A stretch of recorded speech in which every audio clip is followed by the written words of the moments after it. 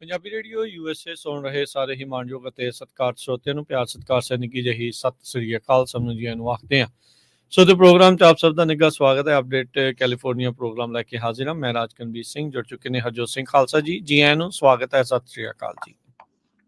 ਸਤਿ ਸ਼੍ਰੀ ਅਕਾਲ, ਧੰਨਵਾਦ ਜੀ ਆਇਆਂ ਨੂੰ। ਪੰਜਾਬੀ ਰੇਡੀਓ USA ਦੇ ਜਿੰਨੇ ਵੀ ਸਰੋਤੇ ਸਾਡੇ ਸਾਰੇ ਹੀ AM ਸਟੇਸ਼ਨਸ, FM ਸਟੇਸ਼ਨਸ, ਘਰਾਂ ਦੇ ਵਿੱਚ ਰੇਡੀਓ ਸੈਟਸ ਦੇ ਰਾਹੀਂ, ਟੈਲੀਫੋਨ ਦੇ ਰਾਹੀਂ, ਫੇਸਬੁੱਕ, YouTube ਤੇ ਲਾਈਵ ਦੇਖ ਰਹੇ ਹੋ, ਸੁਣ ਰਹੇ ਹੋ, ਸਾਰਿਆਂ ਨੂੰ ਜੀ ਆਇਆਂ ਨੂੰ ਤੇ ਬਹੁਤ ਹੀ ਪਿਆਰ ਤੇ ਸਤਿਕਾਰ ਭਰੀ ਸਤਿ ਸ਼੍ਰੀ ਅਕਾਲ। ਸਰੋਤਿਓ, ਅੱਜ ਦਸੰਬਰ ਦੀ 11 ਤਰੀਕ ਆ, ਦਿਨ ਸੋਮਵਾਰ ਆ। ਤੁਹਾਡੇ ਲਈ ਸ਼ਾਮ ਦਾ ਅਪਡੇਟ ਕੈਲੀਫੋਰਨੀਆ ਪ੍ਰੋਗਰਾਮ ਲੈ ਕੇ ਹਾਜ਼ਰ ਹੋਏ ਹਾਂ। ਸਾਡੇ ਅੱਜ ਦੇ ਇਸ ਪ੍ਰੋਗਰਾਮ ਨੂੰ ਸਪਾਂਸਰ ਕਰਦੇ ਨੇ ਖਾਲਸਾ ਇੰਸ਼ੋਰੈਂਸ ਏਜੰਸੀ, ਜਿਨ੍ਹਾਂ ਦੇ ਕੋਲੋਂ ਹਰ ਇੱਕ ਤਰੀਕੇ ਦੀ ਇੰਸ਼ੋਰੈਂਸ ਕਰਵਾ ਸਕਦੇ ਹੋ। ਇੰਸ਼ੋਰੈਂਸ ਬਾਰੇ ਪਤਾ ਕਰਨ ਲਈ ਕਾਲ ਕਰ ਸਕਦੇ ਹੋ 408-272-2500 ਦੇ ਉੱਤੇ। 1992 ਤੋਂ ਇੰਸ਼ੋਰੈਂਸ ਤੇ ਬਿਜ਼ਨਸ ਦੇ ਵਿੱਚ ਨੇ। ਇਸ ਮੌਕੇ ਕੋਵਿਡ ਕੈਲੀਫੋਰਨੀਆ ਦੇ ਤਹਿਤ ਹੈਲਥ ਇੰਸ਼ੋਰੈਂਸ ਤੁਸੀਂ ਇਹਨਾਂ ਤੋਂ ਕਰਵਾ ਸਕਦੇ ਹੋ। ਨਵੇਂ ਪਲਾਨਸ ਜਾਂ ਪਲਾਨਸ ਦੇ ਵਿੱਚ ਚੇਂਜਸ ਕਰਵਾਉਣੀ ਹੋਵੇ ਤਾਂ ਉਸ ਦੇ ਲਈ ਸੰਪਰਕ ਕਰ ਸਕਦੇ ਹੋ। ਮੈਡੀਕੇਅਰ ਦੇ ਪਲਾਨਸ ਦੇ ਵਿੱਚ ਚੇਂਜਸ ਕਰਵਾਉਣੀ ਹੈ, ਉਸ ਦੇ ਲਈ ਅਪਲਾਈ ਕਰਨਾ ਹੈ। Call 408-272-2500। Visitor insurance, life insurance ਲਈ ਵੀ ਕਾਲ ਕਰੋ 4082722500। Tirkian immigration law firm, US immigration ਦਾ ਹੋਵੇ ਕਿਸੇ ਵੀ ਤਰੀਕੇ ਦਾ ਕੰਮ, call attorney J Tirkian 415-909-0503। Amarjit Singh Fresno, Gurbachan Singh Nagra Sacramento, Pritpal Singh Sidhu Fresno, Tara Singh Sagar Fremont, Harinder Peen San Jose, Manjit Singh Fremont, Sarabjit Singh Kulwinder Kaur Dhoot, Surjit Singh Chahal Yuba City, Gurdev Singh Sohal Antelope, Sarabjit Singh Elko Nevada, Manjit Singh AB truck driving school San Jose. ਸਾਰਿਆਂ ਦਾ ਧੰਨਵਾਦ। ਜੇ ਤੁਸੀਂ ਵੀ ਇਸ ਪ੍ਰੋਗਰਾਮ ਨੂੰ ਸਪਾਂਸਰ ਕਰਨਾ ਚਾਹੁੰਦੇ ਹੋ, ਸੰਪਰਕ ਕਰ ਸਕਦੇ ਹੋ ਨੰਬਰ 408-722-7698 ਜੀ। ਅੱਜ ਦੀਆਂ ਖਬਰਾਂ ਵੱਲ ਚਲੀਏ ਤੇ ਓਕਲੈਂਡ ਦੇ ਵਿੱਚ ਪਿਛਲੇ ਵੀਕਐਂਡ ਦੇ ਦੌਰਾਨ ਇੱਕ 7-Eleven ਦੇ ਉੱਤੇ ਸਿਕਿਉਰਿਟੀ ਗਾਰਡ ਨੂੰ ਗੋਲੀਆਂ ਮਾਰ ਕੇ ਮਾਰ ਦਿੱਤਾ ਗਿਆ।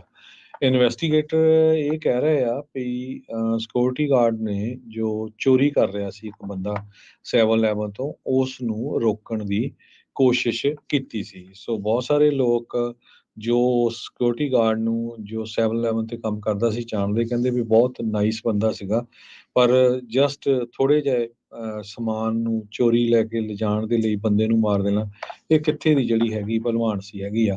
2300 ਬਲਾਕ ਆਫ ਹੈਰੀਸਨ ਸਟਰੀਟ, ਇਹ ਸਟੋਰ 27 ਸਟਰੀਟ ਤੇ 7-Eleven ਸੀਗਾ, ਡਾਇਓਸੀਜ਼ ਆਫ ਓਕਲੈਂਡ ਦੇ ਬਿਲਕੁਲ ਲਾਗੇ ਤੇ across the street from Whole Foods, ਕੁਛ ਕੁ ਬਲਾਕ ਦੂਰ ਲੇਕ ਪੀਰੀਅਡ ਤੋਂ ਹੈਗਾ ਆ। ਜਦੋਂ ਪੈਰਾਮੈਡਿਕ ਉੱਥੇ ਪਹੁੰਚੇ ਤੇ ਕਹਿੰਦੇ ਵੀ ਉਹਨੇ ਮੈਡੀਕਲ ਟਰੀਟਮੈਂਟ ਤਾਂ ਦਿੱਤਾ, ਪਰ ਜਿਹੜਾ ਗਾਰਡ ਸੀ ਉਹਦੀ ਮੌਕੇ ਦੇ ਉੱਤੇ ਹੀ ਮੌਤ ਹੋ ਗਈ ਹੈਗੀ ਆ। ਸੋ ਇਹ ਜੋ ਉੱਥੇ ਕਸਟਮਰ ਜਾਂਦੇ ਆ, ਉਹ ਕਹਿੰਦੇ ਵੀ ਬਹੁਤ ਬੁਰਾ ਹੋਇਆ, ਇਹ ਮਾੜੀ ਗੱਲ ਆ, ਇੱਦਾਂ ਦੀ ਜਿਹੜੀ ਚੀਜ਼ ਆ ਉਹ ਨਹੀਂ ਵਾਪਰਨੀ ਚਾਹੀਦੀ। ਓਕਲੈਂਡ ਇੱਕ ਤਰ੍ਹਾਂ ਦੇ ਨਾਲ ਬੈਟਲ ਗਰਾਊਂਡ ਬਣਿਆ ਹੋਇਆ ਹੈਗਾ। ਹੁਣ ਜਿਸ ਟਾਈਮ ਦੀ ਖਬਰ ਆ, 3 ਦਿਨ ਹੋ ਚੱਲੇ ਆ, ਹਜੇ ਤੱਕ ਵੀ ਪੁਲਿਸ ਨੂੰ ਕੋਈ ਕਲੂ ਹੀ ਨਹੀਂ ਲੱਭ ਰਿਹਾ ਕਿ ਕੌਣ ਬੰਦਾ ਸੀ, ਕਿਹੜੇ ਮਾਰ ਕੇ ਕਿੱਥੇ ਭੱਜ ਗਏ ਹੈਗੇ ਆ। ਪਿਛਲੇ ਮਹੀਨਿਆਂ ਦੇ ਵਿੱਚ ਬਹੁਤ ਜ਼ਿਆਦਾ ਸ਼ੂਟਿੰਗਸ, ਲੁੱਟਾਂ ਮਾਰਾਂ ਖੋਹਾਂ ਜਿਹੜੀਆਂ ਆ ਓਕਲੈਂਡ ਦੇ ਵਿੱਚ ਹੋ ਚੁੱਕੀਆਂ ਆ। ਇੱਕ ਤਾਂ 7-Eleven ਸਟੋਰ ਨੇ ਨੂੰ ਕਹਿੰਦੇ ਪਈ 38 ਵਾਰੀ ਇੱਕ ਸਾਲ ਦੇ ਵਿੱਚ ਲੁੱਟਿਆ ਗਿਆ।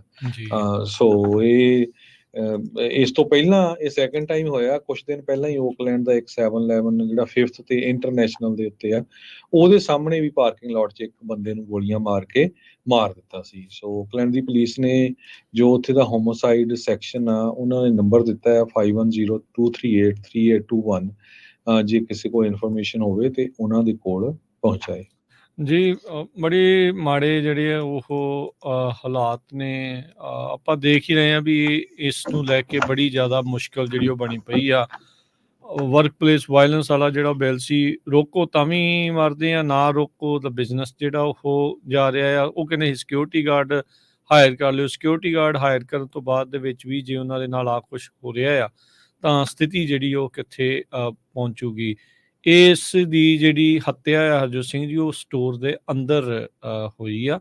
ਕਹਿੰਦੇ ਵੀ ਸਸਪੈਕਟ ਆ, ਉਸਨੇ ਬੰਦੂਕ ਕੱਢੀ ਤੇ ਇੱਕ ਜਿਹੜਾ ਸਿਕਿਉਰਿਟੀ ਗਾਰਡ ਦੇ ਉੱਤੇ ਭੱਜਦੇ ਉਸਨੇ ਗੋਲੀ ਜਿਹੜੀ ਉਹ ਚਲਾਈ ਆ। ਸਿਕਿਉਰਿਟੀ ਗਾਰਡ ਦਾ ਕੰਮ ਹੀ ਇਹ ਆ ਵੀ ਜੇ ਕੋਈ ਚੋਰੀ ਕਰ ਰਿਹਾ ਉਸਨੂੰ ਜਿਹੜਾ ਉਹ ਰੋਕੇ, ਤਾਂ ਉਹ ਰੋਕਣ ਤੋਂ ਬਾਅਦ ਦੇ ਵਿੱਚ ਵੀ ਦੇ ਦੌਰਾਨ ਇਹ ਸਾਰਾ ਕੁਛ ਵਾਪਰ ਗਿਆ ਆ। ਉੱਦਾਂ ਕਹਿੰਦੇ ਨਹੀਂ ਤਾਂ ਚੁੱਪ-ਚਾਪ ਜਿਹੜੇ ਉਹ ਖੜੇ ਰਹੋ। ਇਹ ਬੜੀ ਮੰਦਭਾਗੀ ਗੱਲ ਆ। ਬੰਦਾ ਜਾਵੇ ਤਾਂ ਜਾਵੇ ਕਿ ਅੱਗੇ ਖਾਈ ਤੇ ਪਿੱਛੇ ਪਹਾੜ ਵਾਲੀ ਗੱਲ ਜਿਹੜੀ ਉਹ ਇਸ ਟਾਈਮ ਸਾਰੇ ਜਿਹੜੇ ਸਟੋਰ ਓਨਰਸ ਦੇ ਲਈ ਬਣੀ ਪਈ ਆ। ਬਹੁਤ ਹੀ ਅਫਸੋਸਜਨਕ ਘਟਨਾ ਜਿਹੜੀ ਆ ਉਹ ਵਾਪਰੀ ਹੈਗੀ ਆ। ਅਗਲੀ ਜਿਹੜੀ ਹਰਜੋਤ ਸਿੰਘ ਜੀ ਖਬਰ ਦੇ ਉੱਤੇ ਨਜ਼ਰ ਮਾਰਦੇ ਜਾਈਏ, ਕੈਵਿਨ ਮਕਾਰਥੀ ਹੁਣਾਂ ਨੇ ਆਪਣਾ ਐਲਾਨ ਕਰ ਦਿੱਤਾ ਸੀਗਾ ਵੀ ਉਹ ਰੀ ਇਲੈਕਸ਼ਨ ਦੇ ਵਿੱਚ ਨਹੀਂ ਹੋਣਗੇ ਇਸ ਵਾਰ। ਉਹ ਕਾਂਗਰਸ ਨੂੰ ਹਾਲ ਦੀ ਘੜੀ ਜਿਹੜਾ ਅਲਵਿਦਾ ਆਖ ਰਹੇ ਆ। ਉਹਨਾਂ ਦੀ ਥਾਂ ਤੇ ਰਿਪਬਲਿਕਨ ਪਾਰਟੀ ਦੇ ਵਿੰਸ ਫੋਂਗ, ਉਹਨਾਂ ਨੇ ਮਕਾਰਥੀ ਦੇ ਦੁਆਰਾ ਜਿਹੜੀ ਖਾਲੀ ਛੱਡੀ ਜਾਣੀ ਹੈ ਸੀਟ, ਉਸ ਦੇ ਲਈ ਆਪਣੀ ਉਮੀਦਵਾਰੀ ਐਲਾਨ ਦਿੱਤੀ ਹੈਗੀ ਆ। ਕੈਲੀਫੋਰਨੀਆ ਸਟੇਟ ਦੇ ਅਸੈਂਬਲੀਮੈਨ ਨੇ ਵਿੰਸ ਫੋਂਗ, ਤੇ ਇਹ ਰਿਟਾਇਰ ਹੋ ਰਹੇ ਜਿਹੜੇ ਕੈਵਿਨ ਮਕਾਰਥੀ ਦੀ ਥਾਂ ਦੇ ਉੱਤੇ ਆਪਣਾ ਭਵਿੱਖ ਜਿਹੜਾ ਉਹ ਅਜਮਾਉਣਗੇ। ਉਹਨਾਂ ਨੇ ਕਿਹਾ ਵੀ ਜਿਹੜਾ ਸੈਂਟਰਲ ਵੈਲੀ ਆ, ਉਹ ਮੇਰਾ ਇਹ ਮੰਨਣਾ ਆ ਵੀ ਇੱਥੇ ਇਸ ਟਾਈਮ ਕੰਜ਼ਰਵੇਟਿਵ ਲੀਡਰਸ ਦੀ ਕਾਂਗਰਸ ਦੇ ਵਿੱਚ ਸਖਤ ਜਿਹੜੀ ਉਹ ਜ਼ਰੂਰਤ ਆ। ਕਹਿੰਦੇ ਵੀ ਜੋ ਇਸ ਟਾਈਮ ਹਾਲਾਤ ਬਣੇ ਨੇ ਤੇ ਜੋ ਡਿਵੈਲਪਮੈਂਟਸ ਹੋਈਆਂ ਆ ਖਾਸ ਕਰਕੇ ਮਕਾਰਥੀ ਹੋਣਾ ਨੂੰ ਲੈ ਕੇ, ਇਸ ਲਈ ਮੈਂ ਡਿਸਾਈਡ ਕਰ ਰਿਹਾ ਆ ਵੀ ਕਾਂਗਰਸ ਦੇ ਲਈ 2024 ਦੇ ਵਿੱਚ ਮੈਂ ਰਨ ਕਰੂੰਗਾ। ਇਸ ਤੋਂ ਪਹਿਲਾਂ ਉਹਨਾਂ ਨੇ ਇਹ ਕਿਹਾ ਸੀਗਾ ਵੀ ਉਹ ਕਾਂਗਰਸ ਦੇ ਲਈ ਰਨ ਨਹੀਂ ਕਰਨਗੇ, ਪਰ ਕਹਿੰਦੇ ਜਿੱਦਾਂ ਹੀ ਮਕਾਰਥੀ ਹੋਣਾ ਨੇ ਅਨਾਉਂਸ ਕੀਤਾ ਆਪਣੀ ਰਿਟਾਇਰਮੈਂਟ ਨੂੰ ਲੈ ਕੇ, ਉਸ ਤੋਂ ਬਾਅਦ ਦੇ ਵਿੱਚ ਇਹਨਾਂ ਨੇ ਆਪਣੀ ਇੱਛਾ ਜਿਹੜੀ ਉਹ ਜ਼ਾਹਰ ਕਰ ਦਿੱਤੀ ਆ। ਸਟੇਟ ਦੇ ਇਸੇ ਤਰ੍ਹਾਂ ਸੈਨੇਟਰ ਸ਼ੈਨਨ ਗਰੋਵ, ਇੱਕ ਹੋਰ ਨੇ ਰਿਪਬਲਿਕਨ ਜਿਹੜੇ ਸੈਂਟਰਲ ਵੈਲੀ ਨੂੰ ਰਿਪਰੈਜ਼ੈਂਟ ਕਰਦੇ ਨੇ, ਉਹਨਾਂ ਨੇ ਵੀ ਅਨਾਉਂਸ ਕੀਤਾ ਸੀਗਾ ਵੀ ਉਹ ਨਹੀਂ ਰਨ ਕਰਨਗੇ ਕਾਂਗਰਸ ਦੇ ਲਈ। ਸਾਬਕਾ ਸਪੀਕਰ ਕੈਵਿਨ ਮਕਾਰਥੀ, ਉਹਨਾਂ ਨੂੰ ਉਹਨਾਂ ਦੇ ਅਹੁਦੇ ਤੋਂ ਉਹਨਾਂ ਦੇ ਹੀ ਸਾਥੀ ਰਿਪਬਲਿਕਨ ਪਾਰਟੀ ਦੇ ਕਾਂਗਰਸਮੈਨ ਨੇ ਅਹੁਦੇ ਤੋਂ ਜਿਹੜਾ ਉਹ ਲਾ ਦਿੱਤਾ ਸੀਗਾ। ਸੋ ਹੁਣ ਦੇਖੋ ਅੱਗੇ ਕੀ ਬਣਦਾ ਆ। ਪਰ ਕੈਲੀਫੋਰਨੀਆ ਦੇ ਵਿੱਚ ਕਹਿੰਦੇ ਵੀ ਬਹੁਤ ਘੱਟ ਜਿਹੜੀਆਂ ਹਾਊਸ ਦੀਆਂ ਕੌਂਟੈਸਟ, ਜਿਹੜੀਆਂ ਕੰਪੈਟੀਟਿਵ ਕੌਂਟੈਸਟ ਆ, ਉਹ ਦੇਖਣ ਨੂੰ ਮਿਲ ਸਕਦੇ ਆ। ਮਕਾਰਥੀ ਹੁਣੀ ਆਪਣੇ ਉਸ ਡਿਸਟ੍ਰਿਕਟ ਨੂੰ 2006 ਤੋਂ ਰਿਪਰੈਜ਼ੈਂਟ ਕਰਦੇ ਆ ਰਹੇ ਆ ਤੇ ਕਹਿੰਦੇ ਵੀ ਇਹੀ ਉਮੀਦ ਆ, ਇਹੀ ਆਸ ਆ ਉਹਨਾਂ ਨੂੰ ਵੀ ਇਹ ਇੱਕ ਵਾਰੀ ਫੇਰ ਰਿਪਬਲਿਕਨ ਪਾਰਟੀ ਦੇ ਹੱਥਾਂ ਦੇ ਵਿੱਚ ਹੀ ਉਹ ਡਿਸਟ੍ਰਿਕਟ ਰਹੇਗੀ। ਕੈਲੀਫੋਰਨੀਆ ਦੇ ਵਿੱਚ ਕਾਰਾਂ ਦੀ ਇੰਸ਼ੋਰੈਂਸ ਨੂੰ ਲੈਣਾ ਬਹੁਤ ਹੁਣ ਔਖਾ ਹੋ ਗਿਆ ਹੈਗਾ। ਕਹਿੰਦੇ ਵੀ ਕੈਲੀਫੋਰਨੀਆ ਦੇ ਡਰਾਈਵਰ ਇਹ ਸਾਰੇ ਕਾਸੇ ਦੇ ਵਿੱਚ ਡਿਲੇ ਨੂੰ ਫੇਸ ਕਰ ਰਹੇ ਆ, ਹਾਇਰ ਰੇਟਸ ਨੂੰ ਫੇਸ ਕਰ ਰਹੇ ਹੈਗੇ ਆ। ਜੇ ਕੋਈ ਅੱਜ ਦੀ ਡੇਟ ਦੇ ਵਿੱਚ ਕਾਰ ਖਰੀਦਦਾ ਹੈ, ਨਵੀਂ ਇੰਸ਼ੋਰੈਂਸ ਲੈਣੀ ਆ, ਉਸ ਨੂੰ 10 ਦਿਨ ਜਾਂ 15 ਦਿਨ ਤੱਕ ਵੇਟ ਕਰਨੀ ਪੈਂਦੀ ਹੈਗੀ ਆ ਇੰਸ਼ੋਰੈਂਸ ਦੇ ਲਈ। ਪਲੱਸ ਬਹੁਤ ਸਾਰੀਆਂ ਕੰਪਨੀਆਂ ਨੇ ਇੰਸ਼ੋਰੈਂਸ ਕਰਨੀਆਂ ਬੰਦ ਕਰ ਦਿੱਤੀਆਂ ਆ ਤੇ ਰੇਟਸ ਬਹੁਤ ਜ਼ਿਆਦਾ ਜਿਹੜੇ ਹਾਈ ਆ ਜੋ ਕਰ ਵੀ ਰਹੇ ਹੈਗੇ ਆ। ਕੈਲੀਫੋਰਨੀਆ ਡਿਪਾਰਟਮੈਂਟ ਆਫ ਇੰਸ਼ੋਰੈਂਸ ਇਹ ਵੱਖ-ਵੱਖ ਕੰਪਲੇਨਸ ਵੱਲ ਦੇਖ ਰਿਹਾ। ਬਹੁਤ ਸਾਰੀਆਂ ਕੰਪਲੇਨਸ ਉਹਨਾਂ ਦੇ ਕੋਲ ਜਾ ਰਹੀਆਂ ਹੈਗੀਆਂ ਆ। ਉਹ ਕਹਿੰਦੇ ਵੀ ਅਸੀਂ ਇੰਨਾ ਜ਼ਿਆਦਾ ਅਪਰੂਵਲ ਨਹੀਂ ਦਿੱਤਾ ਰੇਟਸ ਨੂੰ ਇਨਕਰੀਜ਼ ਕਰਨ ਦੇ ਲਈ, ਪਰ ਕਈ ਕੰਪਨੀਆਂ ਨੇ ਰੇਟਸ ਬਹੁਤ ਜ਼ਿਆਦਾ ਆਲਰੇਡੀ ਇਨਕਰੀਜ਼ ਕਰ ਦਿੱਤੇ ਹੈਗੇ ਆ। ਬਹੁਤੀਆਂ ਕੰਪਨੀਆਂ ਜੋ ਨਵੀਂ ਇੰਸ਼ੋਰੈਂਸ ਆ ਉਹ ਆਫਰ ਨਹੀਂ ਕਰ ਰਹੀਆਂ। ਸੋ ਲੋਕਾਂ ਨੂੰ ਇਹ ਇੱਕ ਬਹੁਤ ਵੱਡੀ ਜਿਹੜੀ ਆ ਪ੍ਰੋਬਲਮ ਆ ਰਹੀ ਹੈਗੀ ਆ। ਜਿਨ੍ਹਾਂ ਨੇ ਨਵੀਆਂ ਕਾਰਾਂ ਖਰੀਦਣੀਆਂ ਆ ਜਾਂ ਨਵੇਂ ਬੰਦੇ ਮੂਵ ਹੋਏ ਹੈਗੇ ਆ, ਉਹਨਾਂ ਦੇ ਲਈ ਬਹੁਤ ਔਖਾ ਹੈਗਾ ਆ। ਕਹਿੰਦੇ ਸਟੇਟ ਦੀ ਇੰਸ਼ੋਰੈਂਸ ਡਿਪਾਰਟਮੈਂਟ ਨੇ 111 ਕੰਪਨੀਆਂ ਦੇ ਰੇਟ ਇਨਕਰੀਜ਼ ਇਸ ਵਾਰ ਜਿਹੜੇ ਦਿੱਤੇ ਹੈਗੇ ਆ। 80 ਦੇ ਹੋਰ ਜੋ ਆ ਉਹ ਰਿਕੁਐਸਟ ਆਈਆਂ, ਉਹਨਾਂ ਵੱਲ ਦੇਖ ਰਹੇ ਹੈਗੇ ਆ। ਸੋ ਗਾਈਕੋ, ਹੋਰ ਬਹੁਤ ਸਾਰੀਆਂ ਕੰਪਨੀਆਂ ਜਿਨ੍ਹਾਂ ਨੇ ਰੇਟ ਨੇਸ਼ਨ ਵਾਈਡ ਸਾਰੇ ਚੱਕ ਦਿੱਤੇ, ਕਿਉਂਕਿ ਉਹਨਾਂ ਨੂੰ ਵੀ ਪਤਾ ਵੀ ਜਿਹੜੀ ਅੱਗੇ ਕੰਪਨੀਆਂ ਆ ਉਹ ਹੋਰ ਇੰਸ਼ੋਰੈਂਸ ਨਹੀਂ ਕਰ ਰਹੀਆਂ ਹੈਗੀਆਂ। ਸੋ ਕੈਲੀਫੋਰਨੀਆ ਦੇ ਵਿੱਚ ਪਹਿਲਾਂ ਘਰਾਂ ਦੀ ਇੰਸ਼ੋਰੈਂਸ ਦੀ ਬਹੁਤ ਵੱਡੀ ਪ੍ਰੋਬਲਮ ਆ ਤੇ ਹੁਣ ਕਾਰਾਂ ਦੀ ਇੰਸ਼ੋਰੈਂਸ ਦੇ ਉੱਤੇ ਵੀ ਪ੍ਰੋਬਲਮ ਪੈਣੀ ਸ਼ੁਰੂ ਹੋ ਗਈ ਹੈਗੀ। ਜੀ ਬਿਲਕੁਲ। ਅਗਲੀ ਗੱਲ ਕਰਦੇ ਜਾਈਏ, ਕਹਿੰਦੇ ਇੱਕ ਜੈਨ ਜ਼ੀ ਦੀ ਇੱਕ ਹੋਰ ਬੀਬੀ ਟਰਾਈ ਕਰ ਰਹੀ ਆ ਵੀ ਉਹ ਕਾਂਗਰਸ ਦੇ ਵਿੱਚ ਪਹੁੰਚ ਜਾਵੇ। ਜਨਰੇਸ਼ਨ ਜ਼ੀ ਜਾਂ ਜ਼ੈਡ ਜਿਸ ਨੂੰ ਆਪਾਂ ਕਹਿ ਦਿੰਦੇ ਆ, ਉਹਨਾਂ ਦੇ ਬਹੁਤ ਘੱਟ ਨੇ, ਯਾਨੀ ਕਿ ਬਹੁਤ ਹੀ ਯੰਗ, 26 ਸਾਲਾਂ ਦੀ ਉਮਰ ਦੇ ਵਿੱਚ ਇਹ ਕੈਲੀਫੋਰਨੀਆ ਦੀ ਡੈਮੋਕ੍ਰੇਟ ਪਾਰਟੀ ਦੇ ਵੱਲੋਂ ਇਹ ਆਸਾਂ ਉਮੀਦਾਂ ਲਾਈ ਬੈਠੀ ਆ ਵੀ ਮੈਂ ਦੂਜੀ ਮੈਂਬਰ ਬਣ ਸਕਦੀ ਹਾਂ ਕਾਂਗਰਸ ਦੇ ਵਿੱਚ ਇਸ ਜਨਰੇਸ਼ਨ ਦੇ ਵਿੱਚੋਂ। ਇਸ ਟਾਈਮ ਜਿਹੜੇ ਨੌਜਵਾਨ ਆ, ਇਹਨਾਂ ਦੀ ਵਿਚਾਰਧਾਰਾ ਕਾਫੀ ਡਿਫਰੈਂਟ ਆ ਜਿੱਦਾਂ ਦੇ ਆਪਾਂ ਨੂੰ ਐਸਟੈਬਲਿਸ਼ਡ ਲਾਅ ਮੇਕਰਸ ਦੇਖਦੇ ਸੁਣਦੇ ਜਿਨ੍ਹਾਂ ਨੂੰ ਆਏ ਆ। ਕੈਲੀਫੋਰਨੀਆ ਦੀ 45ਵੀਂ ਡਿਸਟ੍ਰਿਕਟ ਦੇ ਵਿੱਚ ਸ਼ਾਈਨ ਹੰਟ 26 ਸਾਲਾਂ ਦੀ ਉਹ ਰਨ ਕਰ ਰਹੀ ਆ ਇਸ ਟਾਈਮ ਕਾਂਗਰਸ ਦੇ ਲਈ। ਕਹਿੰਦੇ ਵੀ ਹੁਣ ਤੱਕ ਸਿਰਫ ਇੱਕ ਹੀ ਹੋਰ ਜਾਣਾ ਆ ਜਿਸ ਨੇ ਇੰਨੀ ਛੋਟੀ ਉਮਰ ਦੇ ਵਿੱਚ ਕਾਂਗਰਸ ਦੇ ਵਿੱਚ ਰਿਪਰੈਜ਼ੈਂਟੇਸ਼ਨ ਆਪਣੀ ਦਿਖਾਈ ਆ। ਉਹ ਫਲੋਰੀਡਾ ਤੋਂ representative Maxwell frost Democrat party ਵੱਲੋਂ ਆ।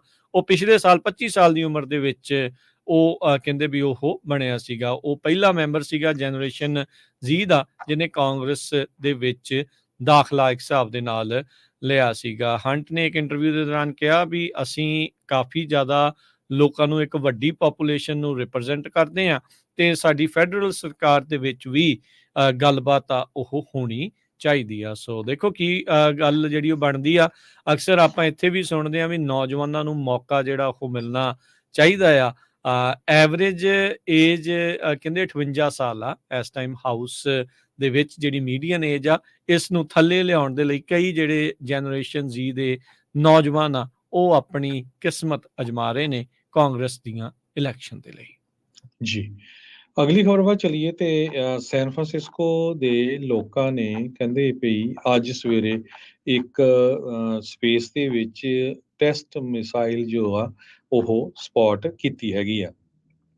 ਕਹਿੰਦੇ ਪਈ ਇਹ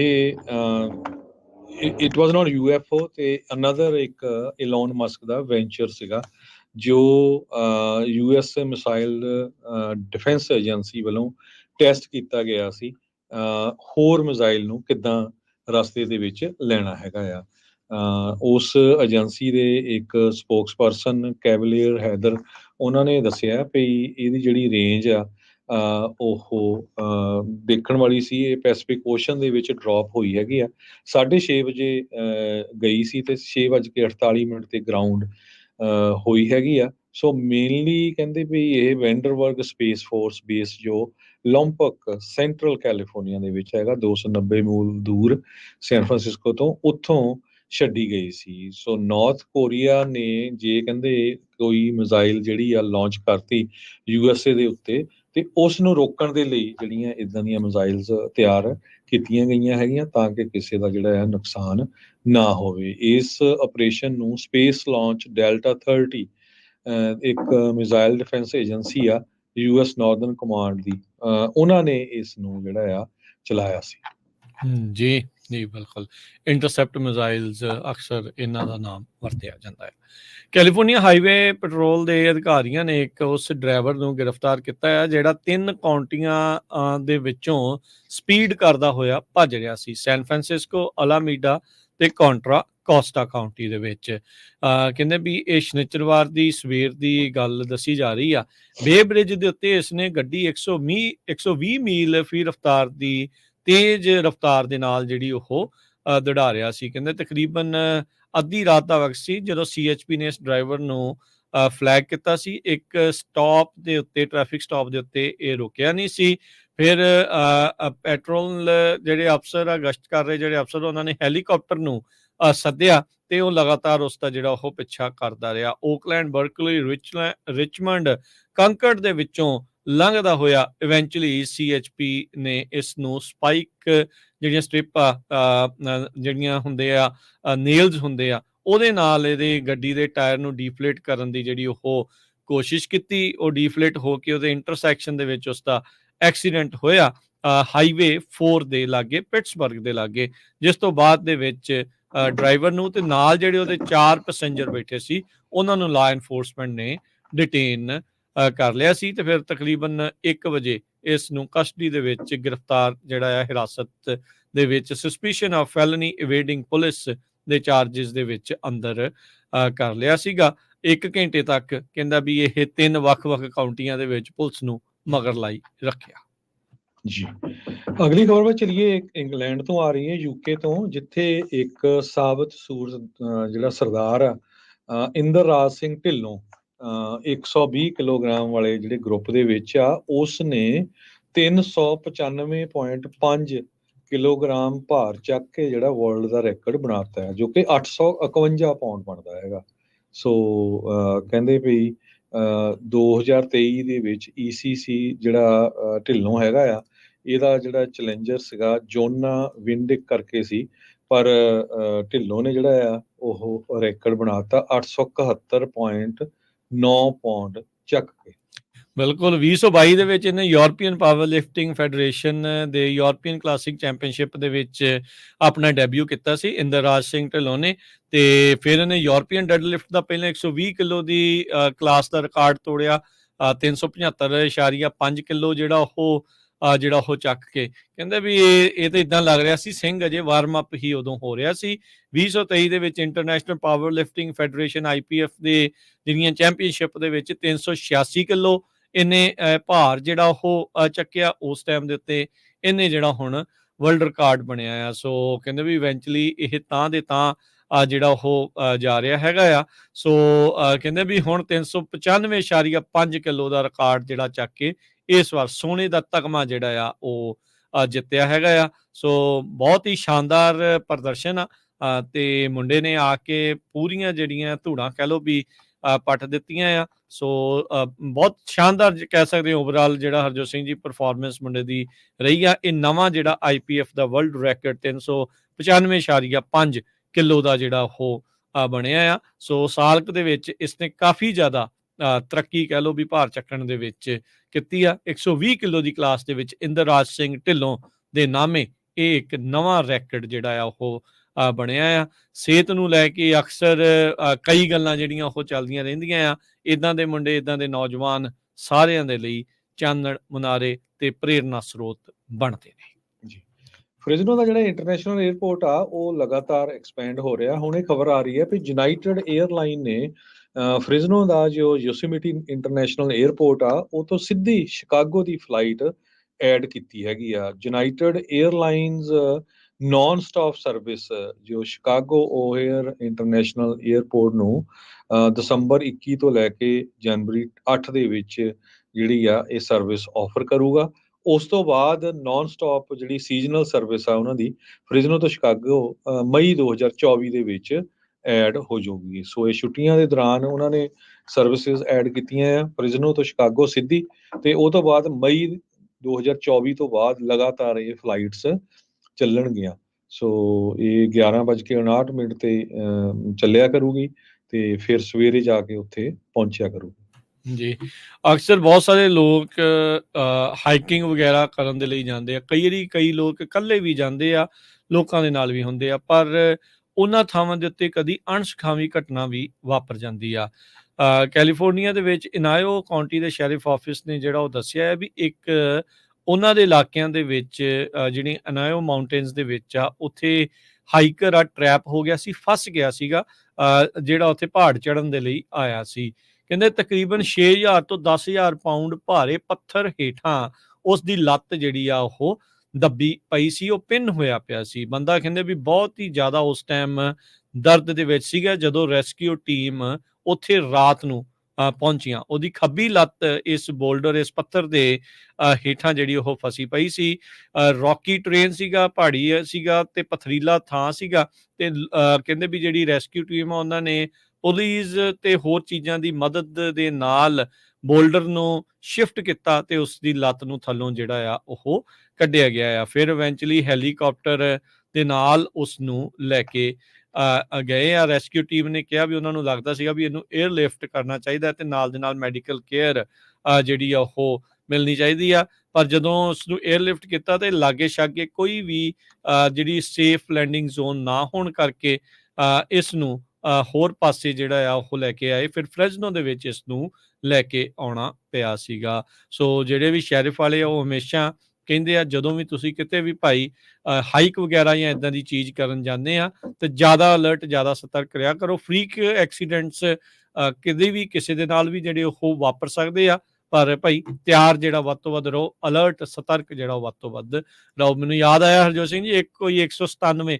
127 ਆਵਰਸ ਕਰਕੇ ਇੱਕ ਮੂਵੀ ਵੀ ਇਸੇ ਤਰੀਕੇ ਦੇ ਨਾਲ ਬਣੀ ਸੀ। ਇੱਕ ਹਾਈਕਰ ਇਦਾਂ ਹੀ ਕੈਨੀਅਨਸ ਦੇ ਵਿੱਚ ਗਿਆ ਸੀ ਜਿੱਥੇ ਉਹ ਫਸ ਗਿਆ ਸੀ। ਫਿਰ ਇਵੈਂਚੁਅਲੀ ਬਾਂਹ ਵੀ ਜਿਹੜੀ ਉਸ ਦੀ ਵੱਢ ਕੇ ਉਸ ਨੂੰ ਉਹਦੇ ਵਿੱਚੋਂ ਕੱਢਣਾ ਜਿਹੜਾ ਉਹ ਪਿਆ ਸੀ। ਹਾਈਕਿੰਗ ਤੋਂ ਨਹੀਂ ਅਸੀਂ ਤੁਹਾਨੂੰ ਰੋਕਦੇ, ਪਰ ਆਪਣੀ ਸ਼ਮਤਾ ਦੇ ਹਿਸਾਬ ਦੇ ਨਾਲ ਹੀ ਜਿਹੜਾ ਆ ਉਹ ਤੁਹਾਨੂੰ ਕਰਨਾ ਚਾਹੀਦਾ ਆ। ਜੀ, ਫ੍ਰਿਜ਼ਨੋ ਦੀ ਖਬਰ ਆ ਰਹੀ ਹੈ। ਫ੍ਰਿਜ਼ਨੋ ਯੂਨੀਫਾਈਡ ਸਕੂਲ ਡਿਸਟ੍ਰਿਕਟ ਨੇ ਇਹ ਕਿਹਾ ਆ ਵੀ ਜਿਹੜੀਆਂ ਹੁਣ ਛੁੱਟੀਆਂ ਆਉਣੀਆਂ ਵਿੰਟਰ ਦੀਆਂ ਉਹਦੇ ਵਿੱਚ ਉਹ ਸਕੂਲ ਦੇ ਬੱਚਿਆਂ ਨੂੰ ਫ੍ਰੀ ਲੰਚ ਆਫਰ ਕਰਨਗੇ। ਸਵੇਰ ਨੂੰ 11:15 ਤੋਂ ਲੈ ਕੇ 12:30 ਵਜੇ ਤੱਕ। ਸੋ ਇਹ ਜੋ ਫ੍ਰੀ ਲੰਚ ਹੋਊਗੇ ਫ੍ਰਿਜਨੋ ਯੂਨੀਫਾਈਡ ਸਕੂਲ ਡਿਸਟ੍ਰਿਕਟ ਦੇ 18-19 ਦੇ ਕਰੀਬ ਜੋ ਮਿਡਲ ਸਕੂਲਸ ਆ ਉੱਥੇ ਦਿੱਤੇ ਜਾਣਗੇ ਤੇ ਬੱਚਿਆਂ ਨੂੰ ਉੱਥੇ ਬੈਠ ਕੇ ਹੀ ਜਿਹੜਾ ਲੰਚ ਆ ਉਹ ਖਾਣਾ ਪਊਗਾ। ਜੀ ਜੀ ਬਿਲਕੁਲ।